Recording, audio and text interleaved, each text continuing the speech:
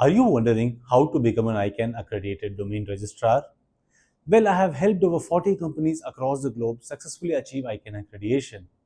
And I am also the author of the industry bestseller ICANN Accreditation Made Easy. Today, I'm going to share with you the exact steps my clients have followed to become an ICANN accredited domain registrar, and also the realities you must know before you begin this journey. Why do you want ICANN accreditation? Before we dive into the process, let's ask the most important question. Why do you want to become an ICANN accredited domain registrar? Are you tired of reselling domains through an upstream provider who sees all your client data? Do you often pay high renewal fees and keep switching wholesale partners for cheaper prices? Do you want direct wholesale pricing from registries without a middleman? Or is it for authority building to be taken seriously in the industry? Or maybe it's a strategic technologic requirement like a drop catching domain registrar. Sometimes it's even the peer pressure that your competitor had just become an ICANN accredited registrar and now feel like you must become too. Whatever your reasons are, you need to be crystal clear on why you want this. Because accreditation requires real investments and commitment. The reality check. Let's be honest. The domain registrar business model is a low margin game. Many registrars are selling domains at near wholesale price, making very little profit for registrations. So if you're looking for quick profit, accreditation may not be the right path. You might be better off staying off as a reseller. But if your vision is to scale your business, access registries directly, build authority, and position yourself as a long-term global player, then ICANN accreditation is the gateway for you. Look at GoDaddy, Namecheap, Dynadot. All of them became ICANN accredited in the very early days of their business. It was the entry ticket to building global registrar empire. The accreditation journey, your steps. Now, let's move into the practical steps. The exact journey you will take as an applicant. Step 1, assessment. The first step is to check if you are eligible. Do you have the right company structure, financial stability, and a team to handle compliance? You need to show at least 70,000 US dollars in liquid working capital. This amount is not paid to ICANN, but you must prove it. Proof is given through bank statements, balance sheets, and certified tax returns of previous years. In earlier years, ICANN required a commercial liability insurance. The requirement is no longer there. Now, many people ask me, is there any way to bypass the $70,000 requirement? The honest answer is no. There is no shortcuts. Some companies try to show assets in their balance sheet or take debt or use VC guarantees as proof of funding. These methods are technically possible, but they are very complicated and difficult to get accepted by ICANN. My advice is always very simple. If you do not have access to liquid cash of $70,000, then you are not ready to become an ICANN accredited domain registrar. Step 2, preparation. We need enough time for preparation. This is the most detailed part of the application.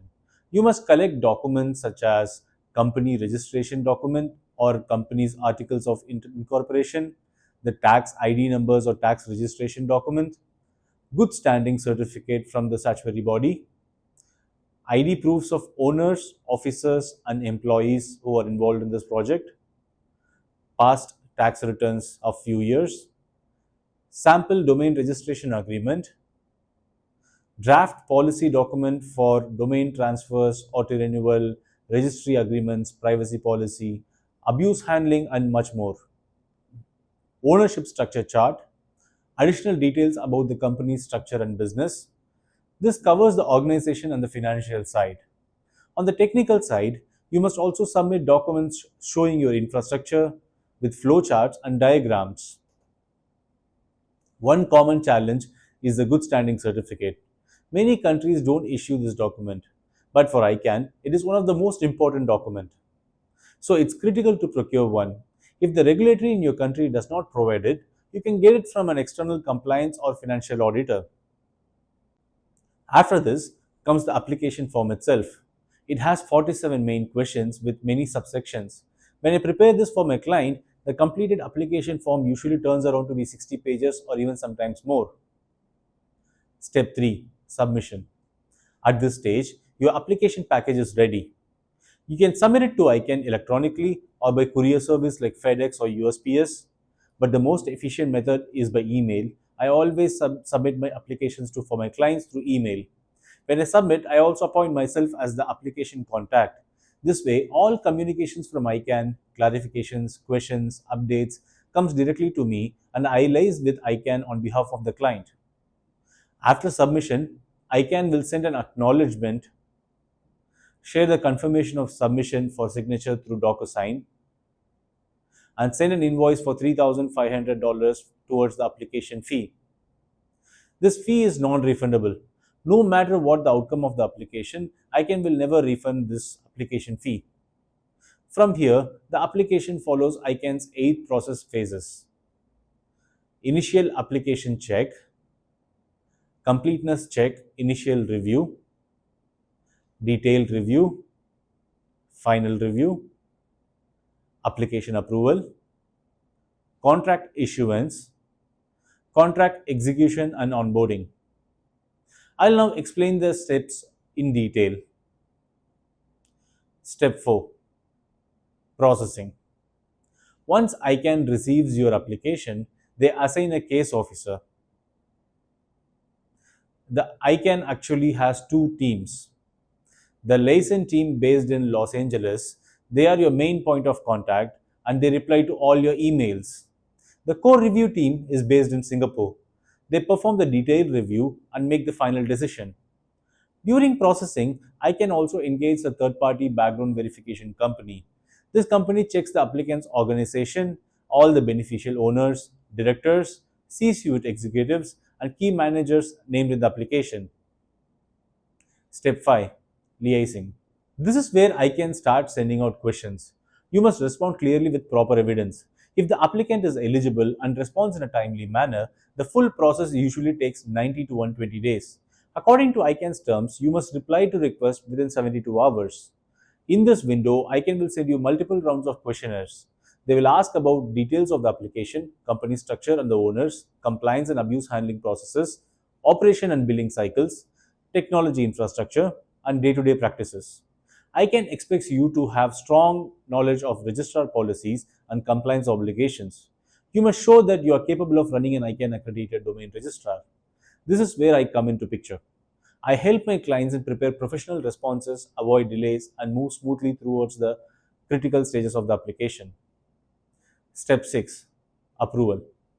If ICANN is satisfied, your application is approved in principle. In most cases, ICANN shares the accreditation approval results within 12 to 14 weeks. Usually, ICANN gives applicant up to 365 days from the date of application to satisfy all the ICANN's requirements for successful accreditation. The fastest accreditation ever was 39 days for my client Secure Names Incorporation.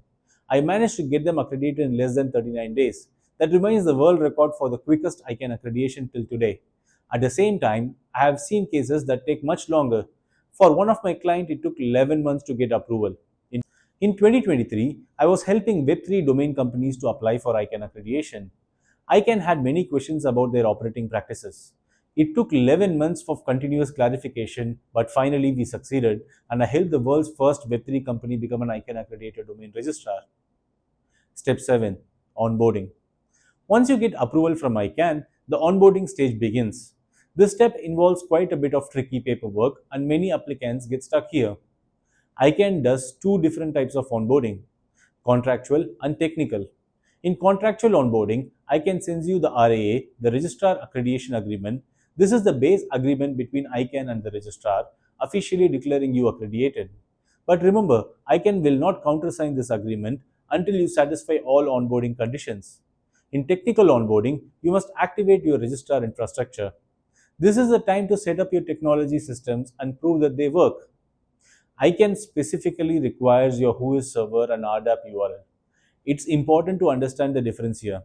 A WHOIS service is a web page like registrar.com/whois, where users can look up for a WHOIS data of a domain name. A WHOIS server is the backend system, for example, whois.registrar.com. This server contains the domain name you sponsor as a registrar and their contact details. Whenever someone or other registrars or any stakeholders queries the WHOIS server, it must return the correct data. This is a compliance requirement. Registrar technology infrastructure is a complex subject, but the applicant must have these systems ready. Once you submit your RDAP URL, ICANN will test it. Only if it works correctly will ICANN move your application to the final stage. At this stage, ICANN also requires you to fill out the registrar information sheet. This is an Excel sheet where you provide the latest contact details of your staff, your who is and RDAP information, and all the brand names under which you will operate as a registrar. Finally, you must pay the $4,000 annual fee. For the first year, this fee must be paid in full at one installment. From the second year onwards, you can choose quarterly billing, that means $1,000 per quarter. Along with this, you will pay ICANN's per domain fee of 18 cents per domain, which is billed quarterly. Step 8. Listing. Once all onboarding steps are complete, ICANN adds your company name to its official registrar directory. This is the final milestone. From this moment, you are officially an ICANN accredited registrar. You may be thinking, that's it. You have become a registrar now, but how do you sell actually domains to your customers? How do you offer domain registration service to your end users? This answer lies under the understanding of how your registrar business model works. When you become an accredited registrar, it means I can give you the license to work directly with ICANN accredited registries. Registries are the operators of top level domains. For example, VeriSign is the owner and operator of .com and .net domain, PIR, which operates .org. Identity Digital, CentralNIC, GoDaddy Registry, and there are many other registries who operate so many other top level domains. In my next video, I'll explain how Registrar connect with these registries, the onboarding steps, and also how the technical and business relationships are set up with the registries. I run Dotup ICANN Accreditation Consultancy, where I have guided more than 40 companies across 30 countries in the world in becoming an ICANN accredited domain registrar. From the first assessment of your application to preparing documents, submitting the application, liaising with ICANN, and completing the onboarding process, I personally handle every step. My consulting service saves you time, avoids costly mistakes, and ensures your application moves smoothly. If you're serious about becoming an ICANN accredited domain registrar, visit dotuptech.com or ICANN-accreditation.com, or you can reach out to me directly. I'll help you navigate the process with confidence. Thank you for joining us in this video. If you like this video, like, comment, and subscribe to our channel. Don't forget to press the bell icon so that you get instant notification whenever we upload a new video. I look forward to meeting you through another video. Thank you. Have a great day. Bye-bye.